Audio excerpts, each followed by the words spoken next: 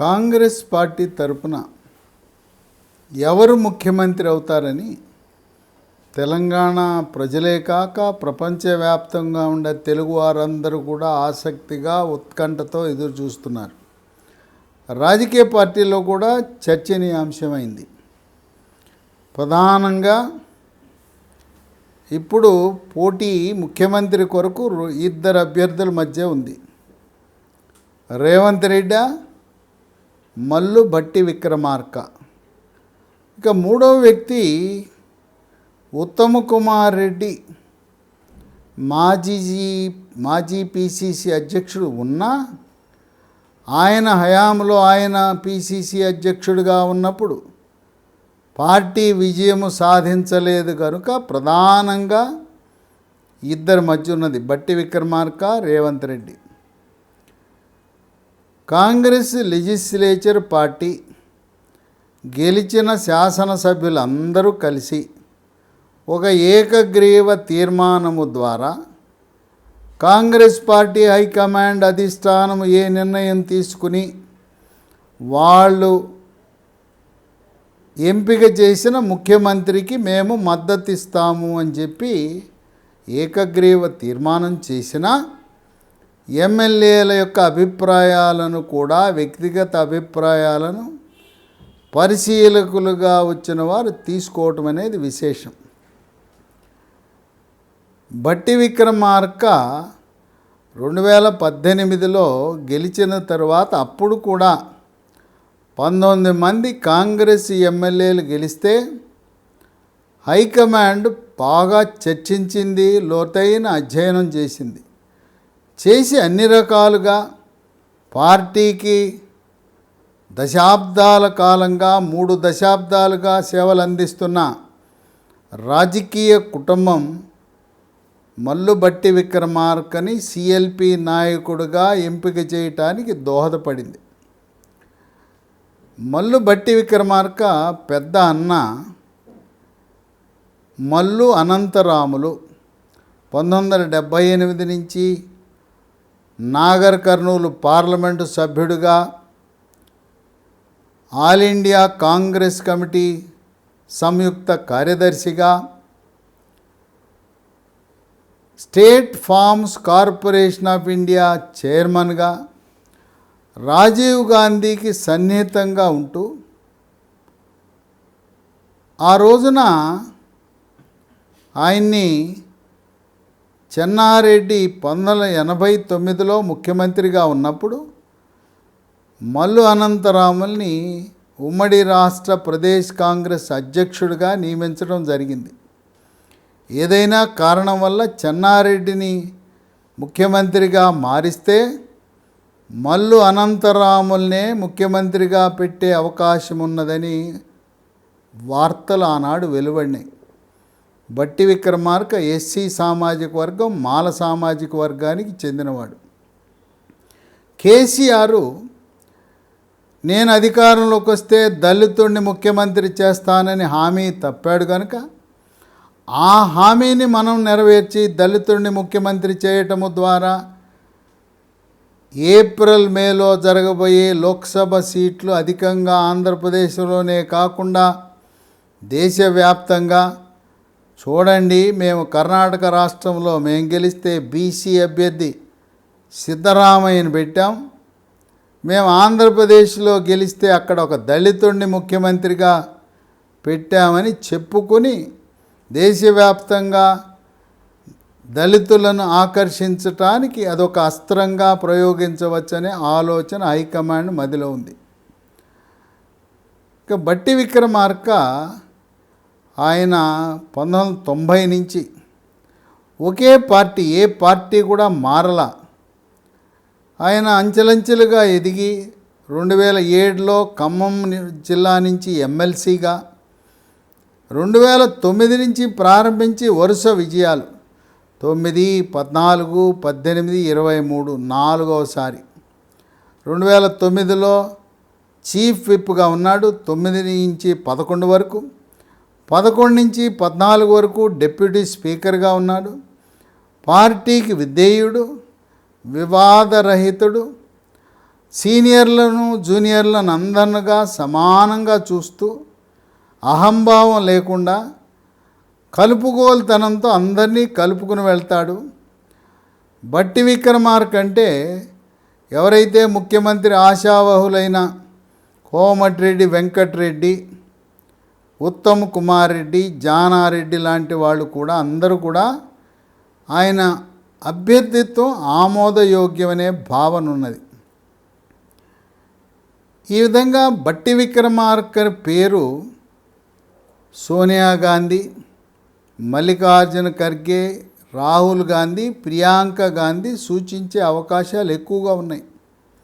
అయితే మల్లికార్జున ఖర్గే బట్టి విక్రమార్క యొక్క పెద్దన్న మల్లు అనంతరాములు ఇద్దరూ కూడా హైదరాబాద్ నగరం నుంచి ఢిల్లీకి వెళ్ళేటప్పుడు మల్లికార్జున ఖర్గే గుల్బర్గా నుంచి వచ్చేవాడు.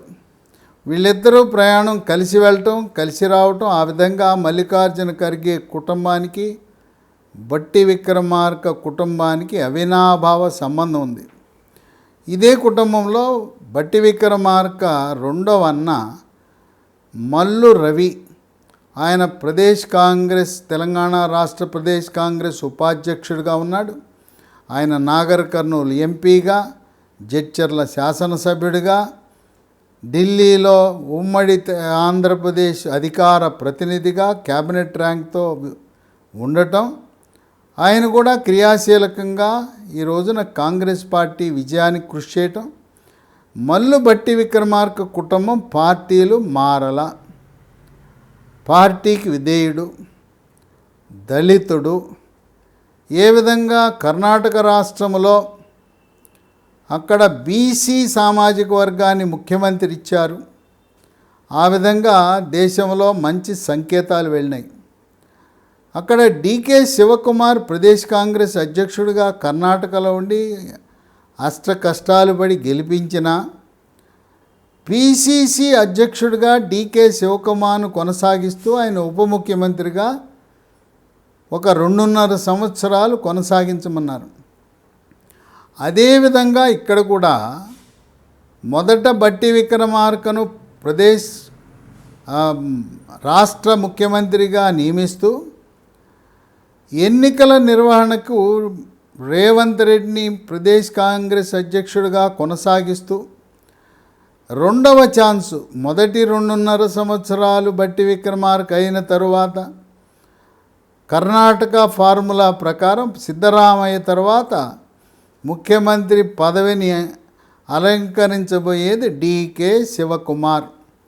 అందువల్ల మొదటి ఛాన్సు బట్టి విక్రమార్కకు రావటము ద్వారా కాంగ్రెస్ పార్టీ ఇప్పటికే దేశవ్యాప్తంగా అధోగతిలో ఉన్న ఛత్తీస్గఢ్ ఓడిపోయా, మధ్యప్రదేశ్ ఓడిపోయా, రాజస్థాన్ ఓడిపోయా, ఇప్పుడు కేవలం దేశం మొత్తం మీద 2 రాష్ట్రాల అధికారంలో, 3వ రాష్ట్రం తెలంగాణ, చిన్న రాష్ట్రమైన హిమాచల్ ప్రదేశ్, కర్ణాటక, మరో చిన్న రాష్ట్రం తెలంగాణ, 3 రాష్ట్రాల్లోనే అధికారం పరిమితమైనప్పుడు దేశవ్యాప్తంగా మంచి సంకేతాలు ఇవ్వటానికి, దళితులను ఆకర్షించటానికి బట్టి విక్రమార్కని ముఖ్యమంత్రిగా చేసే అవకాశాలు మెండుగా ఉన్నాయి.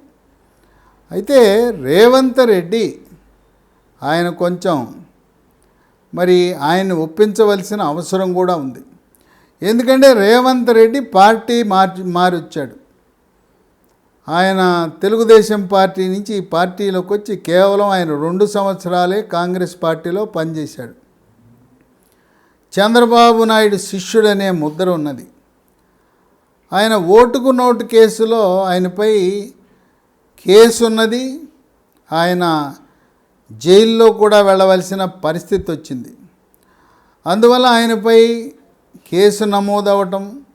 మరొక విషయం ఏంటంటే చంద్రబాబు నాయుడుతో తెలుగుదేశం పార్టీలో ఉండటం వల్ల ఆయన సమైక్యవాదాన్ని ప్రోత్సహించి తెలంగాణ ఉద్యమంలో రేవంత్ రెడ్డి పని చేయలేదు అనే ఆరోపణ కూడా ఉన్నది. అందువల్ల రేవంత్ రెడ్డి కాంగ్రెస్ పార్టీ అంటే రెడ్ల పార్టీ, ఆ పార్టీ అధికారంలోకి వస్తే రెడ్డి సామాజిక వర్గం వాళ్ళే ముఖ్యమంత్రి అవుతారనే అటువంటి అపవాదును ఎదుర్కొనటానికి ఈ రోజున దళితులు పెద్ద ఎత్తున 14 మంది ఎస్సీ ఎమ్మెల్యేలు గెలిచారు. అలాగే 9 మంది ఎస్టీ ఎమ్మెల్యేలు గెలిచారు. అంటే 23 ప్రాతినిధ్యం వహిస్తున్నారు. అంటే 3వ వంతు ఎస్సీ ఎస్టీలు ఉన్నప్పుడు అగ్రవర్ణాలకు చెందిన రెడ్డి సామాజిక వర్గానికి ముఖ్యమంత్రి ఇవ్వటం రాజకీయంగా రాబోయే ఏప్రిల్ మేలో జరగబోయే పార్లమెంట్ ఎన్నికల్లో రేవంత్ రెడ్డిని ముఖ్యమంత్రిగా చేయటం వల్ల ప్రధానమంత్రి మోదీ మాదిగ వర్గీకరణ చేస్తాము, డిసెంబరు 22 లోపల ఎస్సీ వర్గీకరణ జరిగి మాదిగలకు న్యాయం జరిగితే రేవంత్ రెడ్డిని ముఖ్యమంత్రిగా చేయటం వల్ల ఏప్రిల్ మేలో జరిగే పార్లమెంట్ ఎన్నికల్లో భారతీయ జనతా పార్టీ ఏకపక్షంగా 16 సీట్లు కైవసం చేసుకునే అవకాశం ఉన్నది. పైగా పార్టీలు మారిన వ్యక్తిని, నిన్నగాక మొన్న వచ్చిన వ్యక్తిని ముఖ్యమంత్రి చేశారనే అపవాదు కూడా ఉండబోతా ఉంది. ఎక్కడా కూడా ప్రదేశ్ కాంగ్రెస్ అధ్యక్షుడైనంత మాత్రాన ముఖ్యమంత్రి చేయాలని ఎక్కడా కూడా ఎటువంటి ఏ రాజకీయ పార్టీలో కూడా నియమం లేదు. 2004లో 2009లో కూడా వైఎస్ రాజశేఖర రెడ్డి సిఎల్పి లీడర్గా ఉండి ముఖ్యమంత్రి అయ్యాడు. ఆనాడు డి శ్రీనివాస్, డిఎస్ ధర్మపురి అరవింద్ తండ్రి ప్రదేశ్ కాంగ్రెస్ అధ్యక్షుడిగా ఉన్నా ఆయనకి అవకాశం ఇవ్వలేదు. కర్ణాటకలో ప్రదేశ్ కాంగ్రెస్ అధ్యక్షుడిగా ఉన్న డికే శివకుమార్ని ముఖ్యమంత్రి చేయలేదు.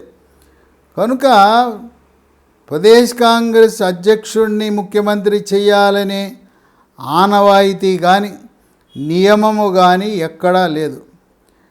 తెలంగాణ రాష్ట్రంలో నియమించబడే ముఖ్యమంత్రి వల్ల దేశవ్యాప్తంగా లబ్ధి పొందాలనే ఆలోచన కాంగ్రెస్ పార్టీకి ఉంటే బట్టి విక్రమార్కకు మొగ్గు చూపి రేవంత్ రెడ్డిని ఒప్పించి 2.5 సంవత్సరాల తర్వాత నీవు అధికారం ముఖ్యమంత్రి అవుదామని, అంతవరకు వీళ్ళిద్దరి మధ్యలో ఒకరు ముఖ్యమంత్రి అయితే మరొకరు ఉప ముఖ్యమంత్రి అవుతారు. రేవంత్ రెడ్డి ముఖ్యమంత్రి అయినప్పుడు బట్టి విక్రమార్క ఉప ముఖ్యమంత్రి, బట్టి విక్రమార్క ముఖ్యమంత్రి అయినప్పుడు రేవంత్ రెడ్డి ఉప ముఖ్యమంత్రిగా ఉండేలా ఒక ఫార్ములాని హైకమాండ్ కాంగ్రెస్ అధిష్టానం తయారు చేసే అవకాశం ఉంది. ఇక క్యాబినెట్లో ఎవరు ఉండబోతున్నారని సోషల్ మీడియాలో చర్చలు జరుగుతూ ఉన్నాయి. ఈ క్యాబినెట్లో ఉండేదానికి అనుభవం, గతంలో మంత్రిగా పనిచేసిన అనుభవం, ప్రజల్లో మంచి పేరుండి సమర్థుడైన సీనియర్ నాయకుడు, గతంలో 3-4 సార్లు ఎమ్మెల్యేగా, ఎమ్మెల్సీగా, ఎంపీలుగా పనిచేసిన వాళ్ళకి స్థానం కల్పిస్తారు. దీంట్లో కూడా కాంగ్రెస్ ప్రభుత్వంలో కూడా ఏ విధంగా కేసీఆర్ 7 రెడ్డి సామాజిక వర్గానికి ప్రాతినిధ్యం ఇచ్చారో, ఎమ్మెల్యేలు కూడా అత్యధికంగా ఉన్నారు రెడ్డి సామాజిక వర్గానికి చెందిన ఎమ్మెల్యేలు. అందువల్ల దీంట్లో కూడా కనీసం 5 రెడ్డి సామాజిక వర్గానికి చెందిన ఎమ్మెల్యేలు ఉండబోతున్నారు. ఇంకో విషయం ఏంటంటే హైకమాండు ఒక సిపిఐ మంత్రి, ఒక సిపిఎం వాళ్ళకి మంత్రి, అట్లాగే టీజీఎస్ కోదండరాముతో కూడా చర్చలు జరిపి ఆయన మంత్రివర్గంలో తీసుకుంటామని హామీ ఇచ్చారు. కాంగ్రెస్ వాళ్ళే కాకుండా ఒకటి సిపిఐ, ఒకటి సిపిఎం, కోదండరాం ఆయన ఏది అంగీకరించడు, మంత్రి పదవి ఇస్తే తీసుకుంటాడు, లేదా కాంగ్రెస్ పార్టీకి దూరంగా ఉంటాడు. సిపిఐ తరపున కోనంనేని సాంబశివరావు కొత్తగూడెంలో గెలిచాడు, ఆయన్ని క్యాబినెట్లో తీసుకుంటారు. సిపిఎం హైకమాండ్ అంగీకరిస్తే తమ్మినేని వీరభద్రం ఆయన్ని క్యాబినెట్లో తీసుకుంటారు. అప్పుడు కోదండరాము మరొక రెడ్డి సామాజిక వర్గం సంఖ్య పెరుగుతుంది. మరి కూనమనేని సాంబశివరావు, తమ్మినేని వీరభద్రం ఇద్దరు కూడా కమ్మ సామాజిక వర్గానికి చెందినవారు, ఇద్దరు కూడా ఖమ్మం జిల్లాకు చెందినవారు. ఈ కాంగ్రెస్ ఏర్పాటు చేసే క్యాబినెట్ అంతా కూడా ఇప్పుడు రాబోయే క్యాబినెట్ మనం ఖమ్మం క్యాబినెట్ అనే విధంగా ఉంటుంది. ఎందుకంటే అంతా ఖమ్మం వాళ్ళే ఉంటారు. ఖమ్మం జిల్లాకి, ఉమ్మడి ఖమ్మం జిల్లాకి ఎక్కడ లేని ప్రాతినిధ్యం లభించే అవకాశం ఉంది. కమ్యూనిస్టులు కూడా కలిస్తే ఇప్పటికే అక్కడ ముగ్గురికి క్యాబినెట్లో స్థానం. బట్టి విక్రమార్క, పొంగులేటి శ్రీనివాసరెడ్డి, తుమ్మల నాగేశ్వరరావు, ఆ ముగ్గురు తప్పనిసరిగా ఉండాలి. ఇక వాళ్ళతో పాటు మరొక ఇద్దరిని కూడా కమ్యూనిస్టులను తీసుకుంటే 5గురు ఉమ్మడి ఖమ్మం జిల్లాకి ప్రాతినిధ్యం వహిస్తారు. రెడ్డి సామాజిక వర్గం నుంచి రేవంత్ రెడ్డి ముఖ్యమంత్రి, ఉప ముఖ్యమంత్రిగా ఉంటాడు. దురదృష్టవశాత్తు జీవన్ రెడ్డి ఓడిపోయాడు జగిత్యాల్లో. ఓడిపోయినా ఆయన శాసన మండలి సభ్యుడిగా ఉన్నాడు ఇప్పుడు. కనుక ఆయన శాసన మండలి సభ్యుడిగా ఉన్నాడు కనుక సీనియర్. ఒకానొక దశలో నాగార్జున సాగర్ ఉప ఎన్నిక జరగకముందు జీవన్ రెడ్డి పేరు ప్రదేశ్ కాంగ్రెస్ అధ్యక్షుడిగా దాదాపు ఫైనల్ అయింది. ఆయన్ని నియమించాలని నిర్ణయానికి వచ్చారు. అయితే అప్పుడు జానారెడ్డి వెళ్ళి సోనియా గాంధీకి, అమ్మ నాగార్జున సాగర్ ఉప ఎన్నిక అయ్యే వరకు ప్రదేశ్ కాంగ్రెస్ అధ్యక్షుడి ఎంపిక ప్రకటన చేయొద్దు అని చెప్పాడు. కనుక అందరికీ ఆమోదయోగ్యుడైన జీవన్ రెడ్డికి కూడా క్యాబినెట్లో ఓడిన శాసన మండలిలో సభ్యుడు కనుక ఆయనకి అవకాశం కల్పిస్తారు. ఇక కోమటిరెడ్డి వెంకటరెడ్డి, ఆయన కూడా ముఖ్యమంత్రి అభ్యర్థిని అని చెప్పి ప్రకటించుకున్నాడు, రేసులో ఉన్నాడు. ఆయన నల్గొండలో ప్రచార సభలో ఈ నల్గొండకి రాజయోగం పట్టబోతా ఉంది, నేను కూడా ముఖ్యమంత్రి స్థానానికి అర్హుణ్ణి అని చెప్పుకున్నాడు. ఇక ఉత్తమ్ కుమార్ రెడ్డి, ఆయన గడ్డం పెంచుకుని కాంగ్రెస్ పార్టీ గెలిచే వరకు గడ్డం తీయనని దీక్ష పట్టి ఇప్పుడు గడ్డం తీస్తాడు. ఆయన కూడా మాజీ పిసిసి అధ్యక్షుడిగా సీఎం రేసులో ఉత్తమ్ కుమార్ రెడ్డి ఉన్నాడు. లేకపోతే ఆయనకి మంత్రివర్గంలో కోమటిరెడ్డి వెంకటరెడ్డికి, ఉత్తమ్ కుమార్ రెడ్డికి స్థానం కల్పిస్తారు. ఇక పొంగులేటి శ్రీనివాసరెడ్డి ఖమ్మం జిల్లాలో, ఉమ్మడి ఖమ్మం జిల్లాలో క్రియాశీలక పాత్ర పోషించాడు. ఆయనకు కూడా క్యాబినెట్లో తప్పనిసరిగా అవకాశం లభిస్తుంది. ఒకవేళ కోదండరాంకి కనుక అవకాశం కల్పించకపోతే మరొక ముగ్గురు రెడ్డి సామాజిక వర్గంలో వారిలో ఒకరికి అవకాశం లభిస్తుంది. బోధన్ నియోజకవర్గం నుంచి గతంలో వైద్య ఆరోగ్య శాఖ మంత్రిగా పనిచేసిన సుదర్శన్ రెడ్డి, ఆయన లేదా గ్రేటర్ హైదరాబాద్ పరిధిలో తుడిచిపెట్టుకుపోయిన కాంగ్రెస్ పార్టీ ఒక్కరు గెలిచారు, మల్రెడ్డి రంగారెడ్డి ఇబ్రహీంపట్నం నుంచి. ఆయనకి ప్రాతినిధ్యం ఇవ్వటం ద్వారా గ్రేటర్ హైదరాబాద్ చుట్టుపక్కల ఉండే 29 నియోజకవర్గాల్లో కొంత బలం పెంచుకోవడానికి ఉపయోగపడుతుందని ఆయన్ని పరిశీలించవచ్చు. అలాగే ఎర్రబెల్లి దయాకర్ రావుని ఓడించి ఎన్ఆర్ఐగా ఉన్న యశస్విని రెడ్డి, ఎర్రబెల్లి దయాకర్ రావు వల్లనే నేను జైలుకు వెళ్ళవలసి వచ్చిందనే అభిప్రాయం రేవంత్ రెడ్డికి ఉన్నది. యశస్విని రెడ్డి ఆమె అత్తగారు ఝాన్సీ రెడ్డి ఆమె పోటీ చేయాలనుకున్నారు. కానీ ఆమెకి ఏదో పౌరసత్వ సమస్య వచ్చి ఆమెకి అమెరికా పౌరసత్వం ఉండటం వల్ల, భారత పౌరసత్వం లేని కారణం వల్ల ఆమె పోటీ చేయలేక ఆమె కోడలైన ఝాన్సీ రెడ్డి కోడలు యశస్విని రెడ్డిని పోటీ పెట్టారు. ఈమె అక్కడ సాఫ్ట్వేర్లో ఉద్యోగం చేస్తూ ఆమె రాజకీయాల కొత్త, మొదటిసారి విజయం సాధించి ఎన్నడూ ఓటమి చవి చూడని ఎర్రబెల్లి దయాకర్ రావును ఓడించింది కనుక మహిళా కోట, యువతి, తర్వాత అనేకమైన ఆర్థిక వనరులు వెచ్చించి రేవంత్ రెడ్డి అమెరికా వెళ్ళినప్పుడు వీళ్ళ ఇంట్లోనే దిగటం, ఝాన్సీ రెడ్డిని అభ్యర్థిగా అక్కడే ఖరారు చేయటం, రాజకీయాల్లో ప్రోత్సహించడం జరిగింది. ఆమెను కూడా క్యాబినెట్లో తీసుకునే అవకాశం ఉంది. కమ్మ సామాజిక వర్గం నుంచి తుమ్మల నాగేశ్వరరావుకి క్యాబినెట్లో తప్పనిసరిగా అవకాశం ఉంటుంది.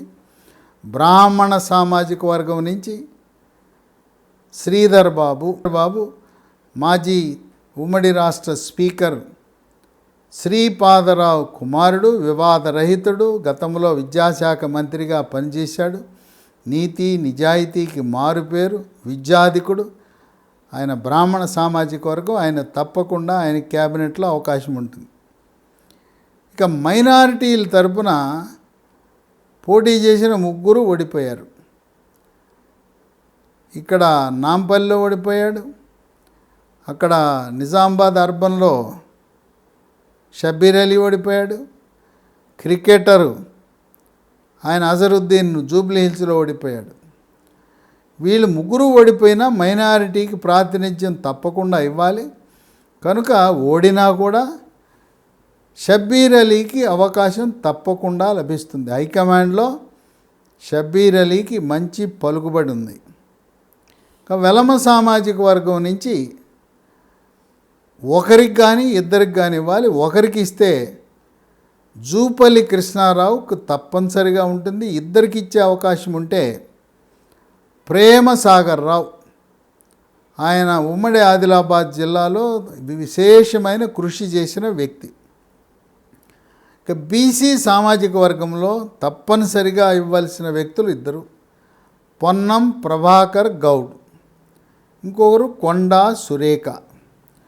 అవకాశం లభిస్తే నల్గొండ జిల్లా నాయకులందరూ కూడా బీర్ల ఐలయ్య పేరు చెప్తున్నారు. బీర్ల ఐలయ్యకి కూడా అవకాశం లభిస్తుందని ఊహాగానాలు ఉన్నాయి. ఎస్సీ సామాజిక వర్గం నుంచి బట్టి విక్రమార్కతో పాటు గతంలో ఉప ముఖ్యమంత్రిగా పనిచేసిన దామోదర రాజనరసింహ, ఆయనకి మరో ప్రతిపాదన కూడా ఉంది. దామోదర రాజనరసింహాని శాసనసభాపతి స్పీకర్గా కూడా నియమించే అవకాశం ఉందని ఊహాగానాలు ఉన్నాయి. ఆయన స్పీకర్గాను, భద్రాచలంలో ఓటమి చెందిన పార్టీకి అమ్ముడుపోకుండా ఉమ్మడి ఖమ్మం జిల్లాలో పార్టీకి విశ్వాసపాత్రుడిగా ఉన్న పోదెం వీరయ్య, ఆయన్ని డిప్యూటీ స్పీకర్గా చేసే అవకాశాలు ఉన్నాయని వార్తలు వెలువడుతున్నాయి. ఇక సీనియర్ కాంగ్రెస్ నాయకుడు దివంగత నేత వెంకటస్వామి కుమారుడు డాక్టర్ జి వివేక్ వెంకటస్వామి, ఆయనకి తప్పనిసరిగా క్యాబినెట్లో అవకాశం లభిస్తుంది.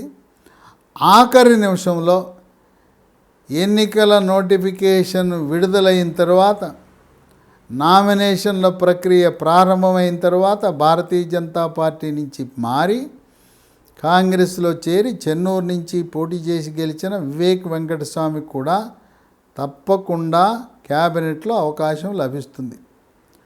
ఎస్టీ గిరిజన కోటా కింద ఆమె సీతక్క గతంలో తెలుగుదేశం పార్టీలో రేవంత్ రెడ్డితో కలిసి పనిచేసిన అనుభవం, తర్వాత సీతక్క ఆమె కోవిడ్ సమయంలో ఆమె చేసిన విశేషమైన సేవకు మారు పేరు సీతక్క అంటారు. సీతక్కని హోంమంత్రి పదవి వరిస్తుందని ఊహాగానాలు ఉన్నాయి. ఈ విధంగా క్యాబినెట్లో 18 మందికి అవకాశం ఉన్నా సింహభాగము 5, 6 రెడ్డి సామాజిక వర్గానికి ప్రాతినిధ్యం అధికంగా ఉంటుందనే ఊహాగానాలు ఉన్నాయి. ఏది ఏమైనా ఈరోజు కాంగ్రెస్ పార్టీ శాసనసభ్యుల సంఖ్య 65 మాత్రమే. ఇదో తుమ్మితే ఊడిపోయే ముక్కు లాంటిది. దీంట్లో 3 ఒక కుటుంబంలో 2 ఎమ్మెల్యేలు ఉన్నారు. వివేక్ వెంకటస్వామి ఇంట్లో వాళ్ళ సోదరుడు జి వినోద్, ఆయన బెల్లంపల్లి నుంచి గెలిచాడు, 2 ఉన్నారు. ఉత్తమ్ కుమార్ రెడ్డి హుజూర్ నగర్ నుంచి, భార్య కోదాడ్ నుంచి, వాళ్ళు కూడా దంపతులు 2 ఉన్నారు. కోమటిరెడ్డి వెంకటరెడ్డి నల్గొండ మునుగోడు నుంచి, కోమటిరెడ్డి రాజగోపాల్ రెడ్డి, అంటే 3 కుటుంబాల్లో ఒక్కొక్క కుటుంబంలో 2 ఉన్నారు. ఇది ఎప్పుడు కూడా పార్టీకి కష్టమైన పనే. ఎందుకంటే వాళ్ళు అలిగినా, వాళ్ళ కోపం వచ్చినా, ఈ 3 కుటుంబాలు ఏదైనా కలిస్తే పార్టీకి వ్యతిరేకంగా పనిచేస్తే పార్టీకి సంక్షోభం వచ్చే అవకాశం ఉంది. కనుక కొద్ది మెజారిటీతోనే విజయం సాధించిన కాంగ్రెస్ పార్టీ ఆచితూచి ఎవరిని నొప్పించకుండా అందరినీ బతిమలాడో మరి వాళ్ళని మెప్పించి వాళ్ళని సముదాయించి వాళ్ళకి ఎటువంటి అసౌకర్యము కలగకుండా వాళ్ళు కోరిన విధంగా పదవులు పంపిణీ చేయవలసిన ఆవశ్యకత ఉన్నది. ఇప్పుడు ఉత్తర భారతంలో ఛత్తీస్గఢ్ పోయా, మధ్యప్రదేశ్ పోయా, రాజస్థాన్ పోయా, చేతిలో ఉన్న 2 రాష్ట్ర ప్రభుత్వాలు ఛత్తీస్గఢ్, రాజస్థాన్ ప్రభుత్వాలు చేయి జారి కాంగ్రెస్ అధిష్టానం చాలా బాధగా ఉంది. ఇటువంటి సమయంలో ఏ చిన్న తప్పు జరిగినా గెలిచిన ఆ సంతోషం ఎక్కువ కాలం మిగలదేమో అని ఒక ఆలోచనతో శాసనసభ్యుల యొక్క అందరి అభిప్రాయం తీసుకుని ఎవరిని నొప్పించకుండా ఒక నిర్ణయం తీసుకుని ఉభయతారకంగా అన్ని సామాజిక వర్గాలను ఎమ్మెల్యేలను కొంచెం ఈ 65 సంఖ్యతో ప్రభుత్వం నిర్వహించడం అనేది కష్టతరమే. సాధారణంగా తెలుగు ప్రజలు వాళ్ళు ఎప్పుడైనా వాళ్ళు ఒక తీర్పు ఇచ్చినప్పుడు ఒక పక్కకి ఇస్తారు. అందరూ ఏం ఆశించారంటే 100 సీట్లు వస్తాయని ఆశించారు. మొన్న కేసీఆర్ ఆయన పరిపాలన సాగించాడంటే 104 మంది ఎమ్మెల్యేలు ఉన్నారు. 104 ఎమ్మెల్యేలు ఉన్నప్పుడు స్థిరమైన ప్రభుత్వం ఉంటుంది. Magic figure 60. 5 అటు ఇటు అయితే చాలా కష్టమవుతుంది. కనుక అధిష్టానం ఆచితూచి ఒక నిర్ణయం తీసుకుని సామాజిక సమీకరణలు ఏప్రిల్ మే నెలలో జరిగే పార్లమెంట్ ఎన్నికలను దృష్టిలో పెట్టుకుని ముందుకు సాగాలని కృతనిశ్చయంతో ఉన్నట్లుగా తెలుస్తున్నది.